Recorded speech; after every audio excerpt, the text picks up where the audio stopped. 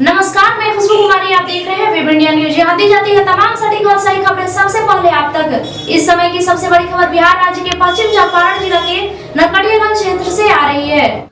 कोई ऐसा दल नहीं है जो चाहे कि स्वतंत्र रूप से हम चुनाव लड़कर अपनी सरकार बना ले। ये दूर दूर तक यही तो एक सबसे बड़ी दुख की बात है कि जिस चीज को हम लोग छोड़ना चाहते हैं उसी चीज को थोपा जा रहा है। क्योंकि समाज में जब तक ये जातीय हिसाब किताब नहीं खत्म होगा तब तक हमारा जो है बौद्धिक उत्थान। अगर राजद ऐसी बात सोचती है कि एमवाई समीकरण हमारा बहुत अच्छी है, ये कन्फर्म है, तो इसको हम सच पूछे तो उनका ये सोच है।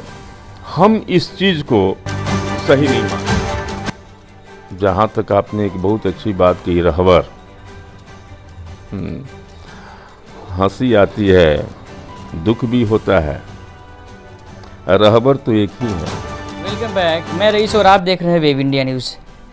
अभी मैं पश्चिमी चंपारण जिला के अंतर्गत नरकटियागंज क्षेत्र में उपस्थित हूँ और मेरे साथ लोक जनशक्ति पार्टी के एक्टिव मेंबर श्री योगेंद्र प्रसाद सर्राफ जी जुड़े हुए हैं। क्योंकि जैसे कि आपको पता है कि कुछ ही महीने रह चुके हैं इस लोकसभा के चुनावी बिगुल बजने में, और इसी के साथ ही प्रत्येक पार्टी अपने अपने स्तर पर मेहनत कर रही है कि इस लोकसभा चुनाव में किस व्यक्ति को, किस उम्मीदवार को मैं चुनावी दंगल में खड़ा करूं जो आसानी से विजय प्राप्त कर सके। अभी हम इनसे बातचीत आपको कराएंगे कि पार्टी को लेकर किस प्रकार संघर्ष कर रहे हैं। और सबसे बड़ी बात है कि यह राजनीतिक अपने 10वीं क्लास से शुरू किए हैं, अर्थात इनका रुझान 10वीं क्लास से शुरू हो गया और यह आज तक ही राजनीति के साथ साथ सामाजिक कई गतिविधियाँ, सेवा लोगों को देते रहते हैं। सर, ज़्यादा समय नहीं लेते हुए हम सीधे चलते हैं प्रश्न और उत्तर की ओर। सर, मैं चाहूँगा सर आप अपना एक छोटा सा परिचय दें, चूँकि ये सर हमारी एक प्रोटोकॉल है, इसको सर हम लोग फॉलो करते हैं। सबसे पहले मैं आप लोगों का सहृदय से धन्यवाद देता हूँ कि आप लोगों ने इस काबिल मुझे समझा और इतनी दूर से आकर मेरे जैसा व्यक्ति का साक्षात्कार आप लोग कर रहे हैं, इसके लिए मैं काफ़ी गौरवान्वित महसूस कर रहा हूँ। तो सर, लोकसभा का चुनाव करीब में है, आप सर क्षेत्र स्तर पर किस प्रकार मेहनत कर रहे हैं, जो जिम्मेदारी आपको पार्टी ने दे चुकी है, और किन किन समस्याओं को सामना करना पड़ता है अभी फील्ड में? देखिए, हम जिस दल से जुड़े हुए हैं उस दल की कोई नई पहचान नहीं बनानी है। हमारा जो लोक जनशक्ति पार्टी जो है वो काफ़ी पुरानी पार्टी है और इसके जो फाउंडर पर्सन स्वर्गीय श्री रामविलास पासवान जी, जो देश के जाने माने नेता, साथ में विश्व के पटल पर भी उनके नाम से जाना जाता है। और मैं जिस दल से अभी लोक जनशक्ति पार्टी से आता हूं और संगठन का कार्य देखता हूं, इसमें कहीं कोई नई पहचान बनाने की आवश्यकता नहीं है। समाज में सारे वर्ग के लोग लोक जनशक्ति पार्टी को जानते हैं, मानते हैं, और जो हमारे प्रिय नेता हैं चिराग पासवान, उन्हें भी सब कोई जानता है और सभी दल के लोग जानते हैं। कहीं कोई दिक्कत नहीं है।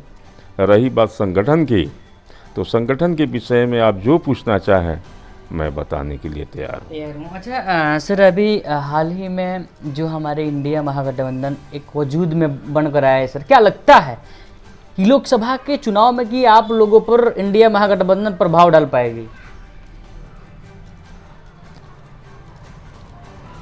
देखिए, एक चीज़ बताता हूँ आपको,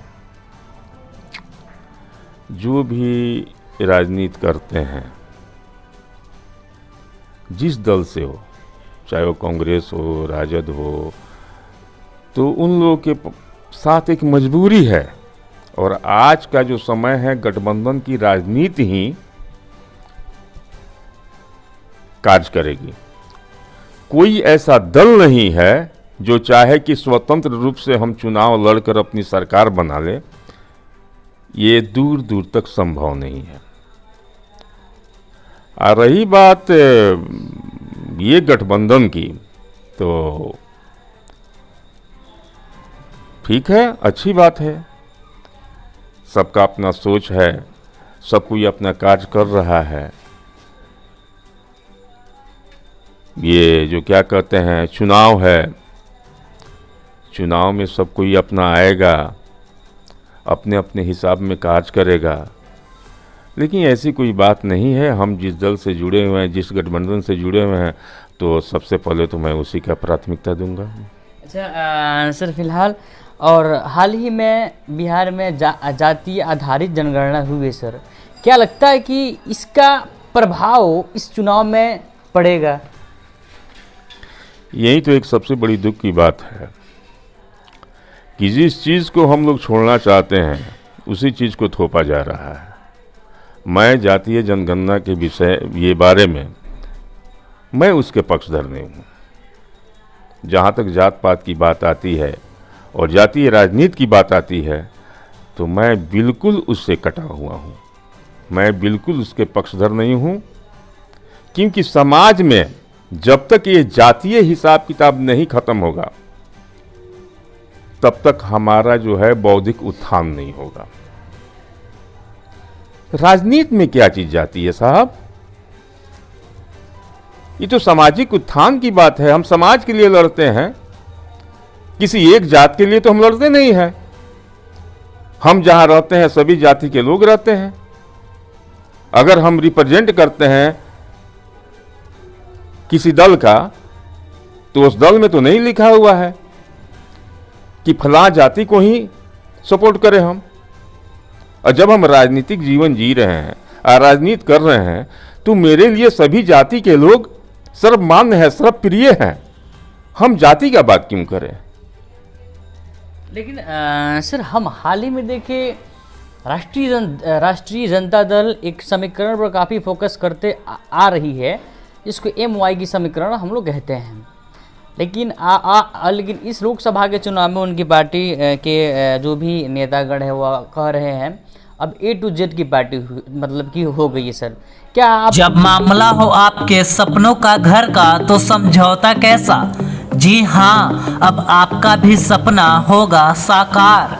अब आपके शहर रामनगर में खुल गया है home care design and construction organisation, जहां आपको सभी प्रकार के मकान का 2D 3D नक्शा या फिर नक्शा बनवाना हो, नक्शा पास, सुपरविजन, सर्वे, अनुमानित लागत ब्यौरा, पुराना मकान नवीकरण, भवन सलाह, मेंटेनेंस, जमीन प्लॉटिंग एवं मकान संबंधित interior decoration, plumbing, electrical contractor, कारीगर इत्यादि के लिए रामनगर एवं अन्य जिले के लोग संपर्क करें। Home care design and construction organisation का पूरा पता है रामनगर नगर परिषद क्षेत्र के सगुनी मेन रोड, जिसके प्रोप्राइटर हैं इंजीनियर मसूद आलम, जिनका मोबाइल नंबर 9162052355। आपको भी क्या आपको लगता है कि सर आपको भी किसी समीकरण को लेकर इस चुनावी दंगल में उतरने की आवश्यकता है, या ऐसे ही आप चुनाव को फाइट कर पाइएगा? सच पूछिए तो मैं इन बातों पर विश्वास नहीं करता। हर एक व्यक्ति का कंसेप्ट, ओपिनियन स्वतंत्र है। अस्वतंत्र राजनीतिक जीवन जीने वाला व्यक्ति कभी भी इस बात पर भरोसा करके नहीं चलेगा, चाहे वो राजनीतिक दल हो, चाहे वो व्यक्ति हो। अगर राजद ऐसी बात सोचती है कि MY समीकरण हमारा बहुत अच्छी है, ये कन्फर्म है, तो इसको हम सच पूछे तो उनका ये सोच है। हम इस चीज को सही नहीं मानते हैं। क्या इक्वेशन है, क्या समीकरण है साहब? सामाजिक उद्यान के लिए, भौतिक उत्थान के लिए इस समीकरण की क्या आवश्यकता है? अगर हम अच्छा करेंगे तो निश्चित ही लोग मुझे सपोर्ट करेंगे। सर लास्टली सर, लोकसभा का चुनाव आने वाला है, आप क्या कहना चाहेंगे उन जनतागण को, उन सम्मानित जो भी हमारी जनता है इस राष्ट्र की, जो इस उम्मीद में है कि इस लोकसभा के चुनाव के बाद कोई नया मेरा रहबर आएगा जो उस दिशा में लेकर जाएगा जिस दिशा के लक्ष्य के लिए सबको इंतज़ार है। देखिए, जहाँ तक आपने एक बहुत अच्छी बात कही, रहबर, हंसी आती है, दुख भी होता है। रहबर तो एक ही है, ऊपर वाला। एक राजनीतिक कार्यकर्ता होने के नाते, एक राजनीतिक दल से जुड़ने के नाते मैं जो कुछ भी कहूँगा अपने दल के विषय में कहूँगा। रही बात रहबर की, ऊपर वाले की, तो उन लोग का भी रहबर वही है जो मेरा रहबर है। और मेरा जहाँ तक थॉट है, कंसेप्ट है कि रहबर तो एक है, ऊपर वाला, बाकी तो हम लोग नाम मात्र के। वही सर, आप फिलहाल आपने एक साहित्यिक बात कह दी। उस नेता का सर लोग इंतज़ार में है कि कोई आए जो इस राष्ट्र को आगे लेकर जाए। उन जनता को आप क्या कहना चाहेंगे? ये 2024 पार्लियामेंट्री चुनाव है और अभी वर्तमान में हमारे देश के पार्लियामेंट के